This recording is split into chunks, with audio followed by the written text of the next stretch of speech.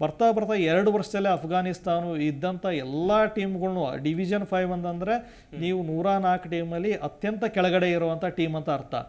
So ಇದ್ದಕ್ಕಿದ್ದಂಗೆ ಅಫ್ಘಾನಿಸ್ತಾನ ಆ division 5 ಇದ್ದಂಥ ಟೀಮು ಇದ್ದಕ್ಕಿದ್ದಂಗೆ ಬಂದ್ಬಿಟ್ಟು ಒಂದು ಇಂಟರ್ನ್ಯಾಷನಲ್ ಕ್ರಿಕೆಟ್ಗೆ ಅರ್ಹತೆ ಪಡೆಯುತ್ತೆ ಅಂತ ಅಂದರೆ ಎಲ್ಲದರಲ್ಲೂ ಅವರು ಎಲ್ಲ ಆಡಿದ್ರು ಗೆಲ್ತಾ ಬರ್ತಾರೆ. ಯಾಕಂತಂದ್ರೆ ಅವ್ರ ಒಂದು ಸಿಟ್ಟಿರುತ್ತೆ, ಏನಂತ ನಮ್ಮ ದೇಶದಲ್ಲಿ ಆಟ ಆಡಕ್ಕೆ ನನಗೆ ಗ್ರೌಂಡ್ ಇಲ್ಲ, ಒಂದೇನಿಲ್ಲ, ಇರೋದು ಒಂದೇ ಗೇಮು, ಡಿಸ್ಟ್ರಾಕ್ಷನ್ ಅನ್ನೋದು ಇಲ್ವೇ ಇಲ್ಲ.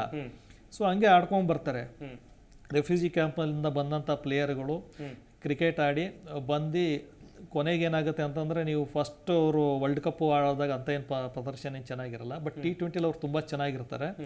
ಸೊ ಲಾಸ್ಟ್ ವರ್ಲ್ಡ್ ಕಪ್ಪಲ್ಲಿ ನೀವು ನೋಡಬೇಕು, ಇಂಗ್ಲೆಂಡ್ ಸೋಲ್ಸ್ತಾರೆ, ಸ್ಟ್ರಾಂಗೆಸ್ಟ್ ಟೀಮ್ಗಳನ್ನ ಸೋಲ್ಸ್ತಾರೆ. ಆಮೇಲೆ ಅವ್ರ ದೇಶದಲ್ಲಿ ನೋಡಿ ಪರಿಸ್ಥಿತಿ ಹೆಂಗಿದೆ. ಅವ್ರ ದೇಶದಲ್ಲಿ ಮೊನ್ನೆ ಒಂದು ಟ್ವೀಟು ಮಾಡಿರ್ತಾರೆ ರಶೀದ್ ಖಾನ್, ಹೆಣ್ಮಕ್ಳಿಗೆಲ್ಲ ಓದಂಗಿಲ್ಲ, ಹೈಸ್ಕೂಲು ಕಾಲೇಜ್ಗೆ ಆಡಳಿತ ಬಂದಮೇಲೆ ಅವರಿಗೆಲ್ಲ ಎಜುಕೇಷನ್ ಬ್ಯಾನ್ ಮಾಡ್ತಾರೆ. ಅವ್ರು ಹೇಳ್ತಾರೆ, ಯಾವತ್ತು ನನ್ನ ತಂಗಿಯರಿಗೆ ಸಹೋದರಿಯರಿಗೆ ಓದಕ್ಕೆ ಅವಕಾಶ ಕೊಡ್ತೀರಾ ನೀವು ಅಂತ.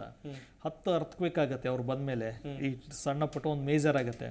ಸೊ ಅವ್ರ ದೇಶಕ್ಕೆ ಹೋಗಿ ಆಟ ಆಡಲ್ಲ, ಆದರೆ ಇಲ್ಲೇ ಎತ್ಕೊಂಡು ಯಾರು ನಮಗೆ ಅಲ್ಲಿ ಇತ್ಕೊಂಡು ಪ್ರೇಯರ್ ಮಾಡ್ತಾ ಇದ್ದೀರಾ ನೀವು ಗೆಲ್ಲಿ ಅಫ್ಘಾನಿಸ್ತಾನ ಅಂತ ಹೇಳ್ಬಿಟ್ಟು ಅವ್ರಿಗಾಗಿ ನಾವೇನು ಮಾಡ್ತೀವಿ ಅಂತಂದರೆ, ಅವರು ಇಡೀ ಲಾಸ್ಟ್ ವರ್ಲ್ಡ್ ಕಪ್ಪಲ್ಲಿ ಬಂದಂಥದ್ದು ಎಲ್ಲ ದುಡ್ಡು ಅವರು ಅಫ್ಘಾನಿಸ್ತಾನದಲ್ಲಿ ಅರ್ಥಕ್ವೇಕ್ಗೆ ಏನು ಎಫೆಕ್ಟ್ ಆಗಿರುತ್ತೆ ಅವ್ರ ಸಹಾಯಕ್ಕೆ ಅವ್ರು ದಾನ ಮಾಡ್ತಾರೆ. ಯಾಕಂತಂದರೆ ಅಫ್ಘಾನಿಸ್ತಾನದಲ್ಲಿ ಇರುವಂಥ ಏಕೈಕ ಎಂಟರ್ಟೈನ್ಮೆಂಟ್ ಅಂತಂದರೆ ಕ್ರಿಕೆಟ್.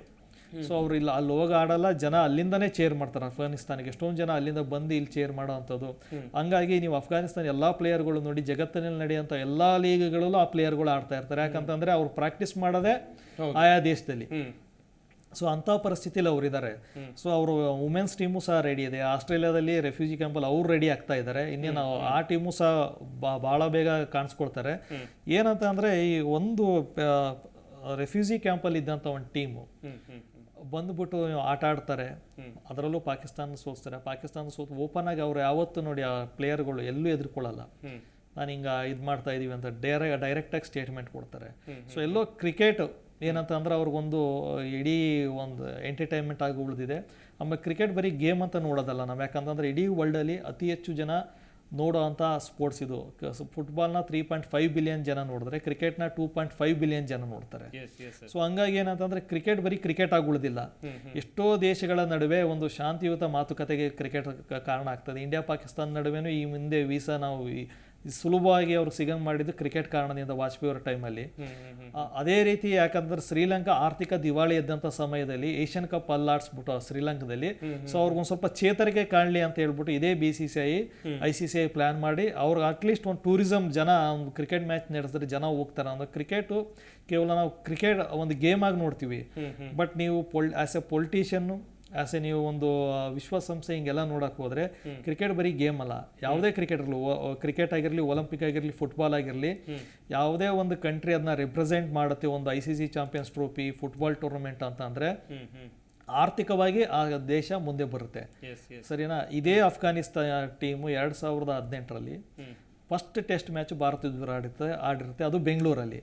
ಸೊ ಇವತ್ತು ಬೆಂಗಳೂರು ಅವ್ರಿಗೆ ನಿಜವಾಗ್ಲೂ ಸ್ಪೆಷಲ್ ಗ್ರೌಂಡ್. ಯಾಕಂತಂದರೆ ಬೆಂಗಳೂರಿಂದನೇ ಟೆಸ್ಟ್ ಆಡಿದ್ದು, ಆಮೇಲೆ ಎಷ್ಟೊಂದು ಮ್ಯಾಚ್ ಆಡಿದ್ದಾರೆ. ಸೊ ಇವತ್ತು ಅಲ್ಲಿ T20 ಆಡ್ತಾ ಇದ್ದಾರೆ. ಎಲ್ಲೋ ಅವ್ರು ಒಂದು ಮನಸ್ಸಲ್ಲಿ ಇರುತ್ತೆ, ಇದು ಗೆಲ್ಲಬೇಕು, ಅವಿಸ್ಮರಣೀಯಗೊಳಿಸ್ಬೇಕು. ಯಾಕಂತಂದರೆ ಸೋಲಿನ ಮೇಲೆ ಸೋಲಕ್ಕಿಂತ ಒಂದು ಅಟ್ಲೀಸ್ಟ್ ಒಂದು ಗೆಲುವು ಇಂಡಿಯಾದಂಥ ಒಂದು ದೊಡ್ಡ ದೇಶದ ಮೇಲೆ ಒಂದು ಜಯ ಸಾಧಿಸಿದ್ರೆ ಅವ್ರಿಗೆಲ್ಲೋ ಪಾಸಿಟಿವ್ ಒಂದು ಇದು ಬರುತ್ತೆ, ಎನರ್ಜಿ ಬರುತ್ತೆ. ಮತ್ತು ಒಂದ್ಸಲ ಇಂಡಿಯಾ ಅಂತ ಟೀಮ್ನ ನಾನು ಸೋಲ್ಸಿದ್ದೀನಿ ಅಂತ ಬಂದಾಗ ನೀವು ನೋಡಿ, ಕ್ರಿಕೆಟ್ನ ಸ್ಟಾರ್ಟ್ ಮಾಡಿದ್ದು ಬಂದ್ಬಿಟ್ಟು ಬ್ರಿಟಿಷರು.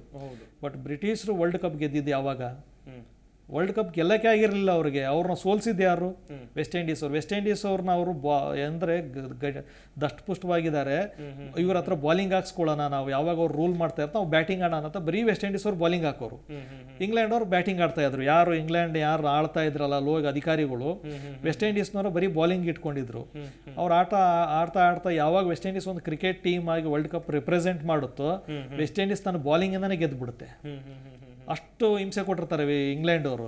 ಸೊ ನಾವು ಏನು ತಗೋಬೇಕಂದ್ರೆ ಕ್ರಿಕೆಟಲ್ಲಿ ಪಾಸಿಟಿವ್ ನೋಟ್ ಏನಂತ ಅಂದರೆ, ನೀವು ಕ್ರಿಕೆಟಲ್ಲಿ ಯಾವುದೇ ಒಂದು ದೇಶ ದೊಡ್ಡದು ನೋಡಿ, ಆಸ್ಟ್ರೇಲಿಯಾಗೆ ಸದಾ ವರ್ಲ್ಡ್ ಕಪ್ಪಲ್ಲಿ ಮುಂದಿರ್ತಾರೆ. ಇರೋದೊಂದು 3 ಕೋಟಿ ಜನಸಂಖ್ಯೆ, ನಾವು 140 ಕೋಟಿ ಇದ್ದೀವಿ.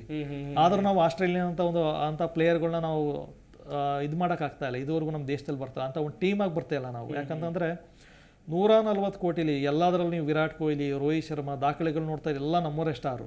But as A team, as A world cup ಅಂತ ಬಂದಾಗ ಆಸ್ಟ್ರೇಲಿಯಾ ಒಂದು ವಿಭಿನ್ನವಾದ ಟೀಮ್ ಆಗಿ ಆಡುತ್ತೆ. ಪ್ರತಿಕ್ಷಣದ ಸುದ್ದಿಗಾಗಿ Zee Kannada news app download ಮಾಡಿ.